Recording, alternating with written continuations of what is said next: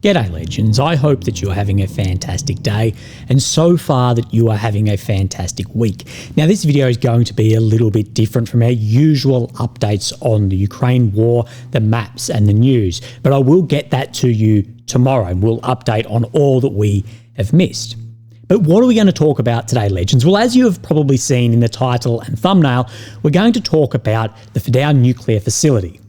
Of course, the deepest, most heavily defended, at least in operation, nuclear facility in Iran. Now, there are ones, at least to our knowledge, under construction that are deeper, but it has been floated today. The idea of if America doesn't drop mass ordnance penetrators on this facility, a name which I've used to myself before, if they don't do that, could humans be used in some type of special forces commando raid? So we're going to talk about that. And today there's a number of people who will stay anonymous who have helped me out on this video. Now myself, I spent several years in the Australian Infantry. I deployed to Afghanistan, but of course this is well above my pay grade. I never served in the special forces. So I've reached out to some people who are very close to or getting some comment from around that space of realistically, could something like this actually occur? It's a nuclear facility. What about the nuclear, biological, chemicals? What about the NBC? What about all of this? What about the radioactivity? And that's where we had a bit of a joke saying, well, maybe the IDF might hit me up because going through my chemotherapy at the moment, maybe I'll go and get some free radiotherapy. And to mention the chemotherapy, for those who are wondering, I see my oncologist in about 2 hours and he will inform me if I'm well enough or not to start chemo next week following my blood tests. So that's what we're going to speak about. Is this facility, the considerations for operations against it, and these are not just military considerations, they're political considerations too. And then we'll come to a conclusion at the end. We'll go over some anonymous overview as well about this raid and maybe the capacity to do it. We'll go over the public opinion. How may the public see this? How's the public seeing what is going on in the Middle East as is? And we will start with an update, US involvement, what's happened over the past 24 or 48 hours. We'll go through an article here. Now, if you're wondering about things going bang, as far as Iranian strikes to Israel, Israeli strikes to Iran, realistically, of the past 24 hours, they have been far less than the days prior. And this, of course, can all do with availability of targets, availability of your missiles coming out of areas, especially with Iran and the TELs, as far as the launch platforms themselves, and maintaining the amount of pressure that you want, not just all at once in warfare, but it has been limited. And some of that may be because Israel is seeking US involvement. And we do know that Steve Witkoff from the US is apparently in talks with Iran's foreign minister. So we'll go over this article here. This gives a bit of an explanation, of course, of what happens. Now, this is from Axios. Of course, there's bias, but I think it gives a rundown of what then the US administration has said and some of the Israeli government too. That Trump presses aid on whether bunker buster plan to bomb Iran will work. So will the massive bunker busters, will they actually destroy Iran's most heavily fortified nuclear facility, Fordow, which we'll look at here. We're on Google Earth. I'll show you this and the entry points and the building this under a mountain in a few minutes. Trump doubts Wednesday about the certainty of success are one of the reasons he was still questioning whether to move forward with the strike. Trump wants to make sure that such an attack is really needed, wouldn't drag the US into a prolonged war in the Middle East, and most of all, would actually achieve the objective of destroying Iran's nuclear program. Now, quoting a US official here, "We're going to be ready to strike Iran. We're not convinced yet that we are necessary. And we want to be unnecessary. But I think the president's just not convinced that we are needed yet." Now, speaking to some guys behind the scenes, they've gone, the US has moved everything from naval bloody strike groups around to 30 plus aircraft. They are gearing up to have some level of involvement here. Now, driving the news. If Trump enters the war, it almost certainly would be to destroy the Fordow uranium enrichment site, which is built into a mountain south of Tehran. This is the top of Israel's target list. But Israel lacks the 30,000-pound bunker buster bombs needed to destroy it from the air. It's not the bomb that is the hard part here for Israel.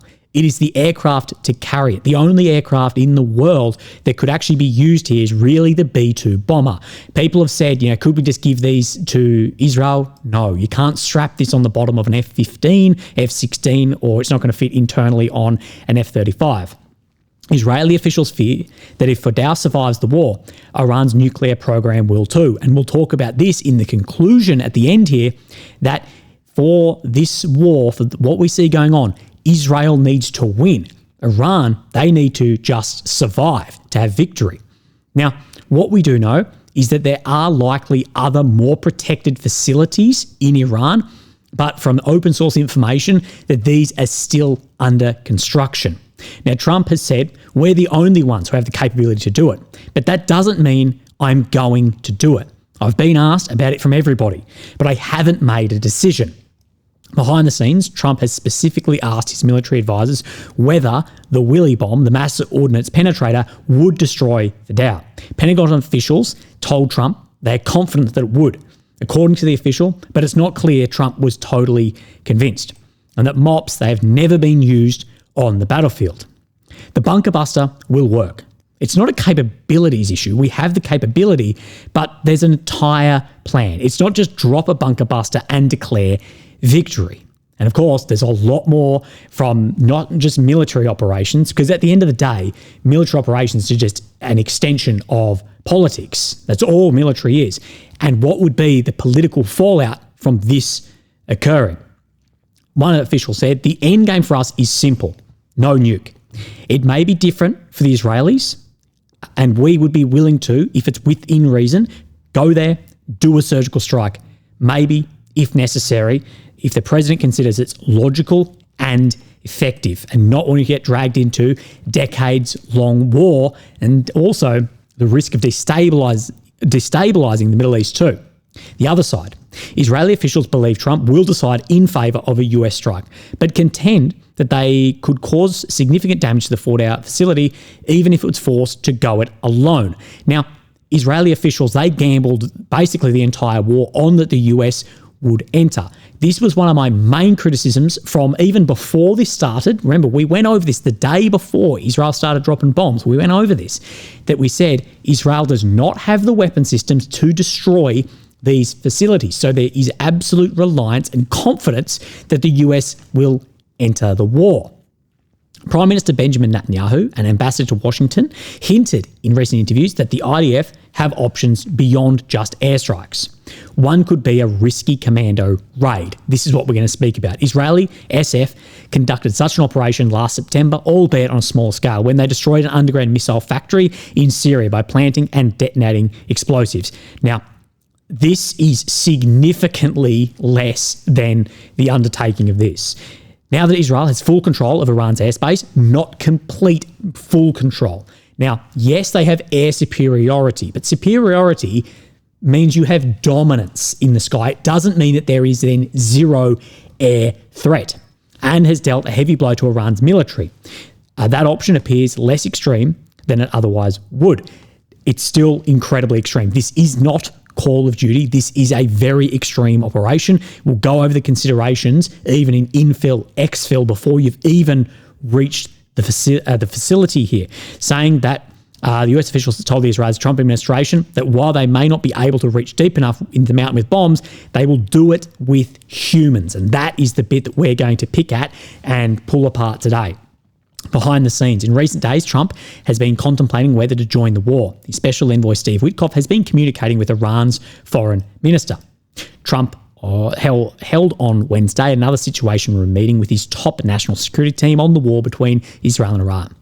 The president's patience is running thin every minute that passes. The clock is really ticking for Iran, and all options are on the table from a US official. Speaking with reporters ahead of the meeting, Trump said he hadn't made up his mind about launching a strike against Iran and stressed he hadn't closed the door on a diplomatic solution. So if a diplomatic solution can be found, they may go for it, but I don't know. When I say they, that's referring to the US. I don't think that Israel want anything except absolute military destruction of these facilities, including those who have the knowledge of these nuclear science that's also in their head.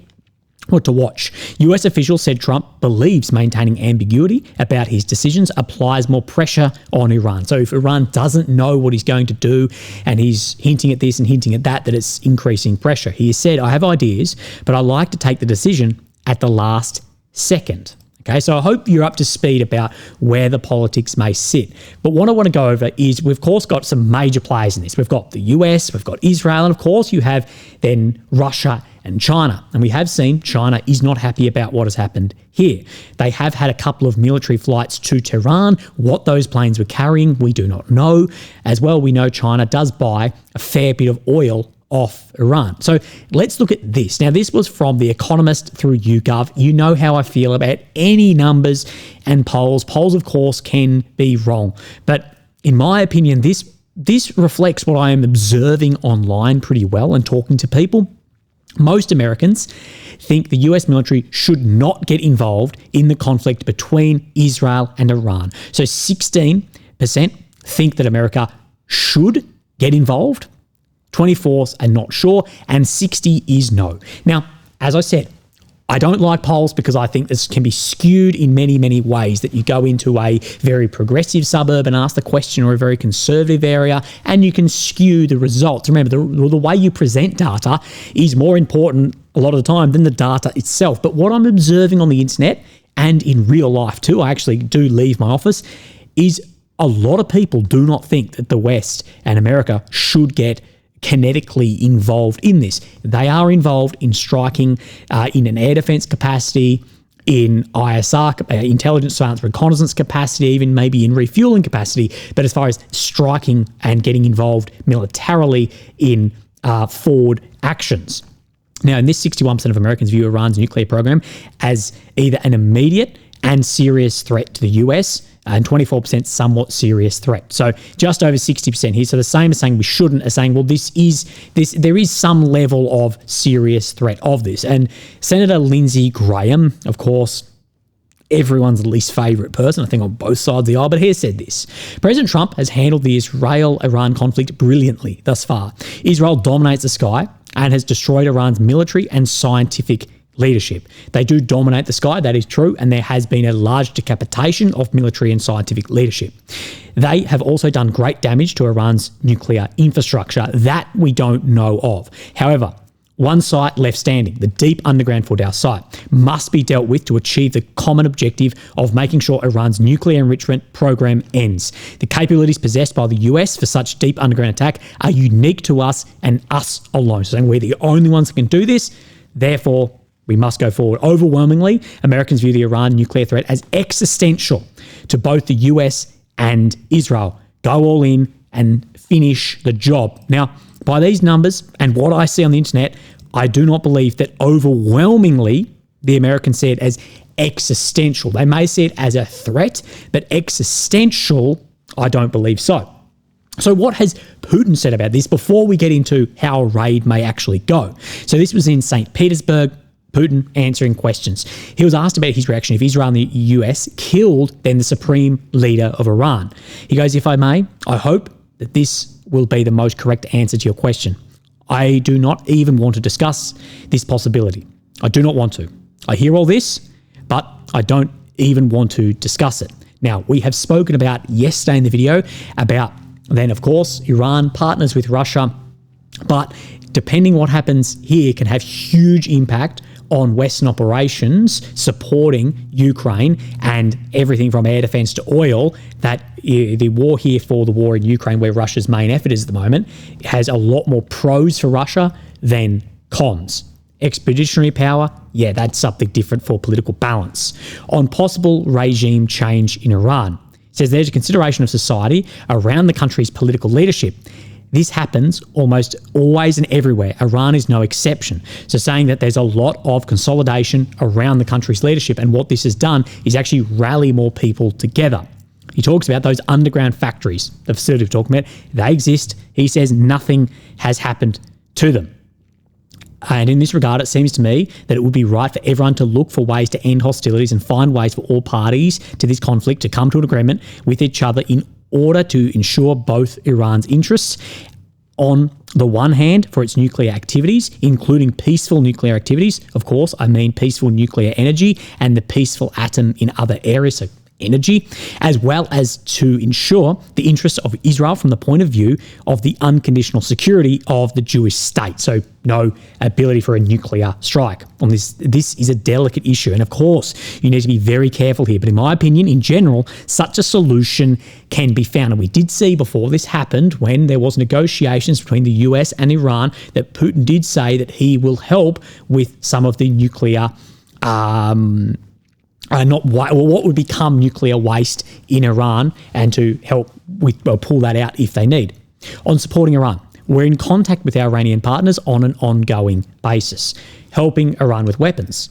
We once offered our Iranian friends to work in the field on air defense systems, but our partners didn't show much interest then, and that's it. So people have often speak about the Russian S-400s in Iran, and no, we don't believe so. I don't believe that transfer ever actually happened. As for the agreement you mentioned about the strategic partnership, there are no articles related to defense sphere. And thirdly, our Iranian friends don't even ask us to do this. So there's practically nothing to discuss. Our proposal was to create a system, not separate supplies, but a system. We eventually discussed this once, but on the Iranian side didn't show much interest in it. And it all died down. As for individual deliveries, yes, of course, we carried out these deliveries at one time. This has nothing to do with today's crisis. So that, at least in a kinetic sense, that Russia won't get involved. And if you ask me from my side of the house, we won't see China get involved either. Now, just for the video tomorrow, we're going to speak about that. Putin has actually said that he will meet with Zelensky, but there may be some issues around this. So what about a raid on this facility? If the US says we don't want to get involved, and Israel, I don't see them wanting a negotiation. They want this gone, because if this still exists here, if that still exists, you never truly know. And this is from someone behind the scenes who helps me out with a lot, but has to remain anonymous. And he sent me across this, and we'll go through it. The potential for a special forces raid into the Fordow nuclear site. I'm going to break down some images and some graphics in a second for you. In my opinion, it is technically possible to conduct a raid at Fordow if capability overmatch and air superiority is maintained throughout the entire mission, but physically improbable at this time for the same reason, and the political risk of failure. Now, for all the acronyms here, I've put these in brackets, but I may skip over some of them. Various Israeli units and US Special Forces have experience and expertise in chemical, biological, radiological, and nuclear and underground combat. By now, we can likely assume the IDF intelligence groups have a deep knowledge of the site and are capable of an appropriate level of planning, and have sufficiently capable force and mobility assets available to conduct a surgical strike and raid of the facility. Therefore, a raid is technically possible. However, the logistics and risk involved in moving the force to the site, the losses that would be suffered en route, losses on the ground, losses suffered on the way out, and the political damage of a failed raid or a successful but high raid cost in terms of manpower and material, this all makes it physically improbable at this time. Possibly, the most pertinent question at this time is what effect on target would a raid achieve that aerial bombardment could not achieve? If the intent of the raid is to secure or extract personnel, materials, or intelligence, then a raid is suitable for the mission.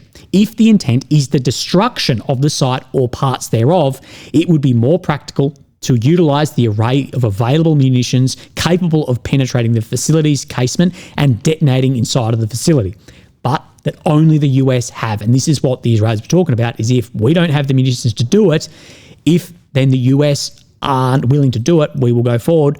But my question would be, if the USA were not doing it, I could still see Israel trying to completely dismantle this facility. This is also the most politically expedient option, as it involves significantly lower risk and potential loss to explain to voters. So realistically, this is going to be a couple of B-2 bombers dropping MOPs, or multiple helicopters, airdrops going in with large losses. The IRGC, the Islamic Revolutionary Guard Corps, is proficient, and often better funded and supplied than the regular Iranian military. From memory, the IRGC has responsibility of protecting these sites, so I expect there would be both a decent defence of the site and a local response force that could respond to any raid or other physical incursion of or near the site.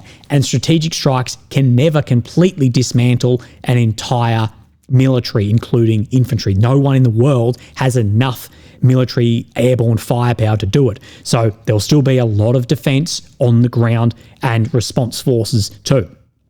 I think it's very different to having a few Mossad teams running around in pairs and small groups doing electronic warfare, joint terminal attack, so controlling things in the sky, and assassination tasks before melting away into the night, similar to what we saw, especially in the opening days of this conflict. We were spoiled in the Great War on Terror with force overmatch and so on. The US and Israel don't have force overmatch in Iran at this time, and Fordow is deep in the middle of Iran. The raid on Osama bin Laden compound in Abbottabad, Pakistan, isn't a great comparison to the potential raid of Fordow, as the IRGC would be expecting an alert to its approaches to the facility. We'll go over that in a second. If it is going to happen, Iran will need to be further destabilised, potentially through civil war, or the IRGC having significant reduction in power and response capability. Now, I have had some other conversations with some other guys who have said, long-term, could there be enabling and radicalisation of local groups to carry out this for Israel? If Iran's potential to prevent, disrupt and defend or respond to a raid was significantly reduced or removed through a sufficient air campaign that destroys all air defence and all combat capabilities, this will clear the path for a raid to be more feasible. But it is almost certain to result in physical losses, which have to be explained and justified. So thank you very much to this gentleman who handed me this, wrote that up for me. Now we're going to go over some considerations, both from my point of view and someone who worked with me to actually create these as well. So we are on then Google Earth here, and we can see these entry points. Now it looks like there are 4 entry points, but these basically come around a loop, and we believe that these are 2 entry points, and this is of course built underneath this mountain. And if we zoom out now, this area here, which commonly people say is the facility, no, likely this is HVAC for the facility underground. If we zoom right out, you can see this mountainous terrain, but also the incredibly open terrain out of here too, what creates a massive problem for any sort of raid. So let's just go then north up just to get a bit of a better idea of where, keep my mouse on it as we zoom out, of where this actually then sits. And you can see this is a long way from Iraq, a long way from Turkey, and a long way from the Persian Gulf. So actually just getting in here is very, very difficult to start with. Now we'll zoom back in on this so we can have a look at the facility itself and get a better idea. Now these are just roads leading in, but you do know that there's going to be rapid response force around here, a number of checkpoints, and of course a number of then guards and whatever inside of these facilities. And one of the problems, and another consideration, is that Israel has struck, we believe, the openings to these two, what of course can impact the guys inside, yes, but also entering the facility itself, you may need to have large excavation. Now, what do we believe it looks like inside? Now, we believe it looks something like this. So there are 2 main entrances leading into 2 long corridors. All of this, of course, is reinforced with concrete and then under a bloody mountain. There we have the centrifuge cascades in the main hall. But of course, you've got blast trap, auxiliary tunnel entrance here, but you're going to have blast doors the whole way down in this. So one failure somewhere won't take out the entirety of the complex. So it's not going to be one mop and all of it's gone, at least from what I'm seeing. You're going to have multiple of this. It is a hell of an underground facility, and the intel on this is probably only ever so good. Now, I spoke with a few other guys who have operated in various units, some in tier 1s, and they have shared similar opinion, with one of them saying, well, this would be a one-way ticket, or sharing what my other source said around technically possible but physically improbable. Some others have actually said to me that there may be ways to do it, but that would never get the sign-off around using different sort of chemicals and gases and waiting out blockades, things like this also. Anyway, so let's go over the challenges, considerations. So the structural and physical challenges, that this is a heavily fortified underground, basically a bunker. It's 80 to 100 meters, we believe, under a mountain. And this is designed to resist airstrikes. And Iran is a leader in high pressure concrete too.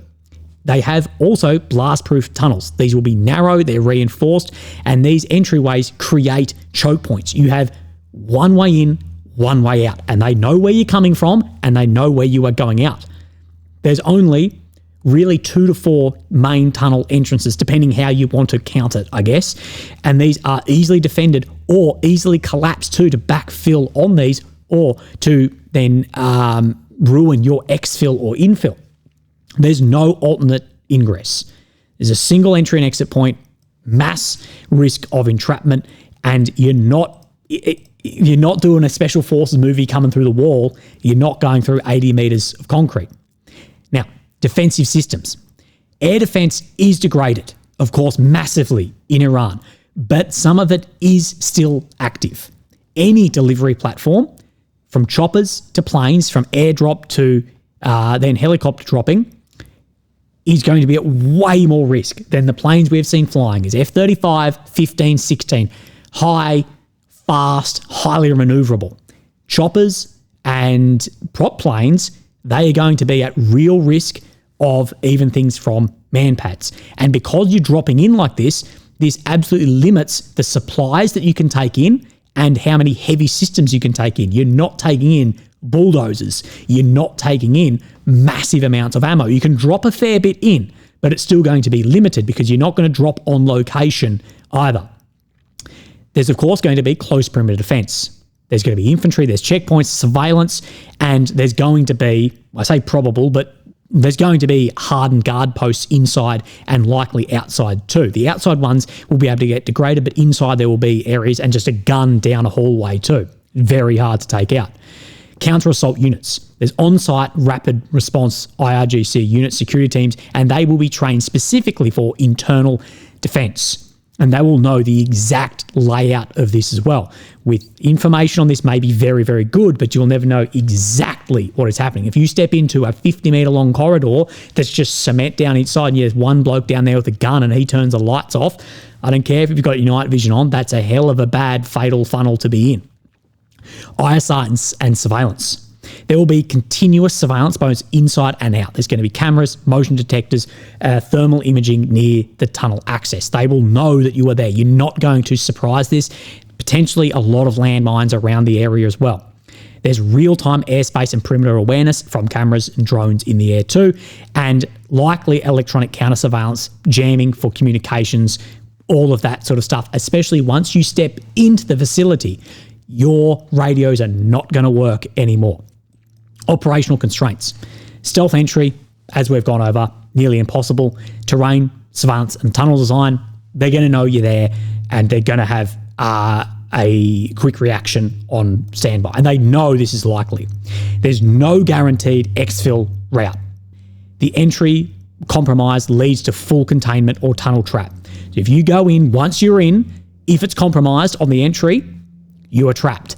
And as well, given how to get, and the terrain here of how do you actually get people in, how do you get heavy equipment in, a trap is a real risk.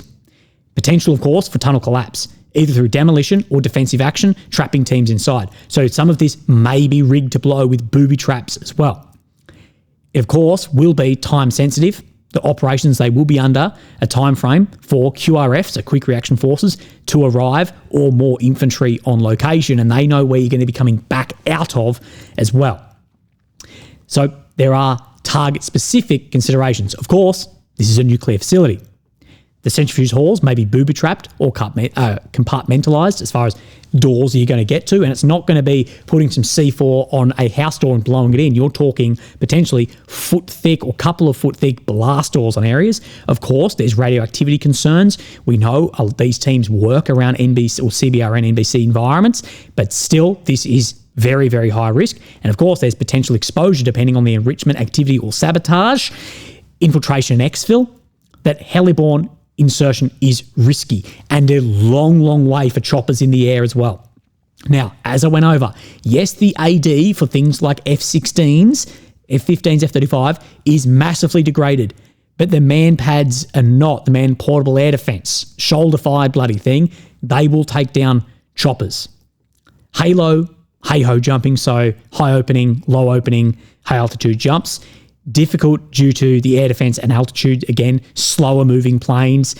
And as well with this, how much can you actually get on target, on location of equipment as well? Ground insertion, so I guess people are talking of ground war here, or you drop 15 k's away and walk in. Again, it's hostile terrain. The terrain itself is incredibly difficult. There's probably a lot of surveillance, even down to landmines, and of course just being detected also. So, and I say a limitation on equipment to breach blast doors. How much you really airdropping in or by chopper to actually sustain heavy fighting, so ammo and heavy weapons, be able to evacuate then your troops again, and heavy equipment if needed. That you may infill and then get to a blast door, then with 3 blast doors in and go, we just don't have anything to blow this. Now, post-raid, so the raid, let's say the raid has been somewhat successful. How are you getting back out? Is it feasible? No. Operators, they will either need to escape through asymmetric means, or get into just the society population, get lost in the confusion and go from there.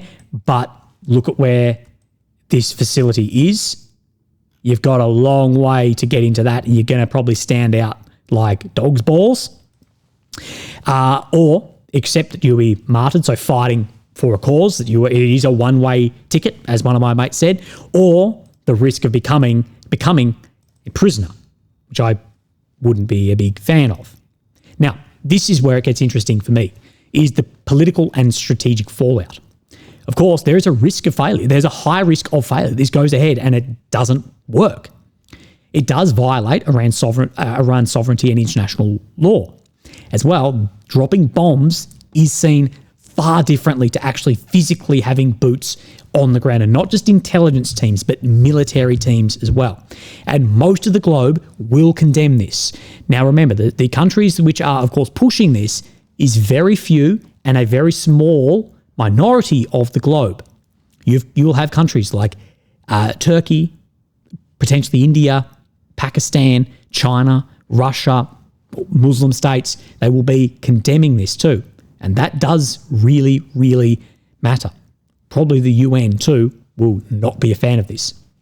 It does, and this does further damage Western credibility and how a lot of people see it as Western hypocrisy to the point above.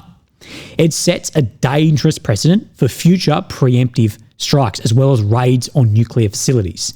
And I think already that precedent has somewhat been set, but it can set more of a precedent too if we step into wider war or areas which are dual-use nuclear or hot swappable facilities. Of course, there is a risk here that things escalate beyond this. That Iran could, of course, start striking things in the Strait of Hormuz and disrupt oil flow in some level of desperation as well. There's, of course, risk of regional war. And as this is going to be a larger operation than I think people may believe it is, that states will take advantage of chaos. There's a risk of this. And the states that take advantage of this, Turkey, who keep an eye on that, Russia, and of course, China. There'll be economic shock. America, of course, has to keep an eye on this. The oil and the stock markets will suffer a shock. It will be, in many ways, depending in the strategic fallout in this, it can be an Iranian propaganda win. The regime that can paint themselves as the victim of Western aggression. It can boost domestic unity and suppress dissent, like Putin spoke about and like many are speaking about behind the scenes too. It can strengthen ties then with China and BRICS, as we see with then the damage to Western credibility. And this is what I've said. I believe that the actions taken over the past 18 months have actually strengthened the ties in BRICS by more than a decade. Strategic backfire. This is something I've spoken about a lot recently. If it does fail, or even if it doesn't completely dismantle everything, Iran will then go all in on building nuclear weapons. Not only Iran, but many, many minor states around the world, after seeing this, will go non-proliferation treaty out the window. We are now building nuclear weapons. And it follows the same idea of if Ukraine had nuclear weapons, Russia would not have invaded. And Israel said we have to go in before they get a nuclear weapon. So other states will go, right, so if we have a nuclear weapon, that is deterrence, and then no one will come in. So this will, if Iran survive, well, Iran, the regime and the nuclear facility and knowledge survive, they'll go all in. But I think a lot of other states, regardless of this outcome, will go all in. Other sites, both in Iran and around the world, they will be hardened and dispersed. They'll go, right, well, 100 metres isn't enough. We need to go 200 metres deep, more blast doors, etc. The IAEA inspectors, they will be expelled, of course. Therefore, your intelligence access to any of nuclear facilities here and potentially access to facilities around the world, that expulsion will lose intelligence and safety aspects of this as well. So we've gone over the facility. I hope I've explained it well enough here, but basically under a large mountain. Now, what is my conclusion in this? And I'm not trying to have a go at this guy. I just thought it was a really interesting thing that he broke down here. And I enjoyed reading through the comments and seeing people's opinions on this. But this page here, Open Source Intel, who has a very large Israeli bias, but it doesn't matter for this. Let's say Israel finishes its job. That after this, there is no nuclear program. The ballistic program is in ruins. The Supreme Commander is dead, that his son is gone, and Iran's economy is too broken to fund proxies. What comes next? And many people saying, well, that's not our problem. What comes next? Don't worry about it. That is great. Hoorah. Woo. Bloody fireworks up in the air. And what I'll say to those who say it's not our problem, well, you don't know that much about history. Firstly, in the final throes of this leadership, in desperation, what then happens? And I've spoken at length about the potential for, okay, we don't have a nuclear bomb, but we can fire in dirty munitions. We can start bombing our own oil fields and oil fields in neighbouring oil giant states too. And of course, as who's the fucking idiot who Tucker Carlson just interviewed, whatever his name is, it will become your problem when you've got 90 plus million people with no leadership, from refugees to radicalisation to the chance of a more radical regime coming in. So yes, that is an issue, and the US has to really consider that with the US and their history on overthrowing regimes, taking out regimes, and then it actually becoming worse after the fact, okay? Further incentive, as we've gone over, for states to develop nuclear weapons. That's the biggest thing. And I've said, looking at what's happening in Ukraine, looking at what's happening here, going, if I was an Australian dictator, if I was running Australia, the first thing I'll be doing is, okay, I know that the submarine's going to cost us $200 billion. Let's build nuclear weapons, because the only thing that will have deterrence against great states to us is nukes. So I think there'll be further incentive for more states to not only enrich uranium, but to develop then the weapons. And good luck trying to get any nation to denuclearize after this. It will cement the relationships of our adversaries. So it will cement the countries within things like BRICS, what has very, very large long-term effect. And it can potentially fracture partnered relationships too. This is putting a lot of pressure on relationships within the West. A lot of pressure between Australia and America right now, a lot of pressure between America and Europe, a lot of pressure within Europe too. So I'm just saying that there are massive considerations here. It isn't all hand shandies in Tel Aviv and everything's going great. There are a lot of things we have to take into account of challenges if all of this goes. Now, I'm not saying I'm a fan of the leadership here, but I am saying that, well, what comes in following this? And I've said the same thing about Russia when people are going to take out Putin is, well, who steps in after that? And then you're going to have, 145 million people with no leadership. Where does that go? So I'm just saying that it isn't as simple as it may look on paper. And as I've said, and as people say about all wars, if leaders at the beginning of war could see the outcome of the war, most often they wouldn't step into it. So it's not that easy. Now, this is my final conclusion here. Now, I go back over his question here, and this ties in very well with what I said about Israel. Since day one of this, they have to win. Iran just has to not lose.